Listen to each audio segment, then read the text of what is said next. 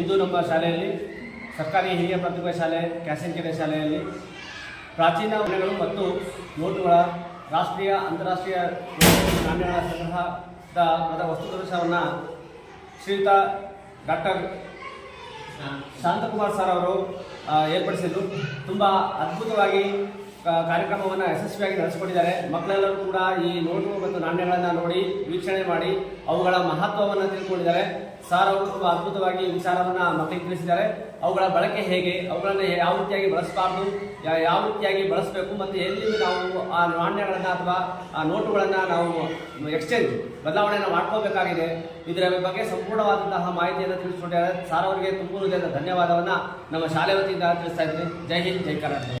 I am Afrin Bankalgi from GHPS Kasankere, serving as a assistant teacher of English.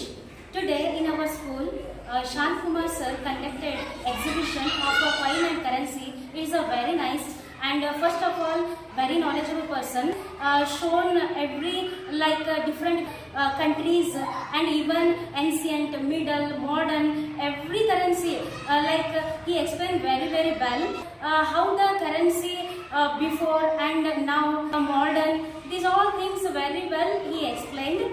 Not a profession that believed Shant Kumar sir.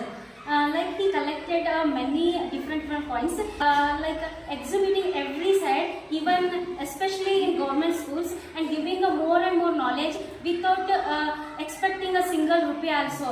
Without expectation, serving as a best work, I think I mentioned here. Thank you, sir. ನಮ್ಮ ಶಾಲೆಯಲ್ಲಿ ಹಮ್ಮಿಕೊಂಡಿರ್ತಕ್ಕಂತಹ ಪ್ರಾಚೀನ ನಾಣ್ಯಗಳು, ನೋಟುಗಳು ಸಂಗ್ರಹದ ವಸ್ತು ಪ್ರದರ್ಶನ ಕಾರ್ಯದಲ್ಲಿ Shanthakumar sir ಅವರು ಯಾವುದೇ ರೀತಿಯ ಫಲಾಪೇಕ್ಷೆ ಇಲ್ಲದೆ ತಮ್ಮ ಸ್ವಂತ ಖರ್ಚಿನಲ್ಲಿ ಹಣವನ್ನು ತಾವೇ ಯಾರಿಂದಲೂ ಕೂಡ ನಿರೀಕ್ಷೆ ಮಾಡಿದರೆ ತಮ್ಮ ಸ್ವಂತ ಖರ್ಚಿನಲ್ಲಿ ಇವೆಲ್ಲ ಇಷ್ಟೊಂದು ಹಣವನ್ನು ಸಂಗ್ರಹ ಮಾಡಿ ಪ್ರತಿ ಸರ್ಕಾರಿ ಶಾಲೆಯ ಮಕ್ಕಳು ಉದ್ಧಾರ ಆಗಬೇಕು, ಪ್ರತಿ ಸರ್ಕಾರಿ ಶಾಲೆಯ ಮಕ್ಕಳಿಗೆ ಇದರ ಉದ್ದೇಶ ಅರ್ಥ ಆಗಬೇಕು, ನಮ್ಮ ದೇಶದ ಬಗ್ಗೆ ಬಹಳ ದೇಶಾಭಿಮಾನವನ್ನು ಹೊಂದಿರತಕ್ಕಂತಹ ಶಾಂತಕುಮಾರ್ ಸರ್ ಅವರು ಮುಖ್ಯವಾಗಿ ಸರ್ಕಾರಿ ಶಾಲೆಗಳ ಮಕ್ಕಳಿಗೆ ತಿಳಿಸಬೇಕು ಅಂತ ಹೇಳಿ ಪ್ರತಿ ಶಾಲೆಗಳಿಗೆ ಹೋಗಿ ಇದು 127 ಪ್ರದರ್ಶನವನ್ನು ನಮ್ಮ ಶಾಲೆಯಲ್ಲಿ ಹಮ್ಮಿಕೊಂಡಿದ್ದಾರೆ.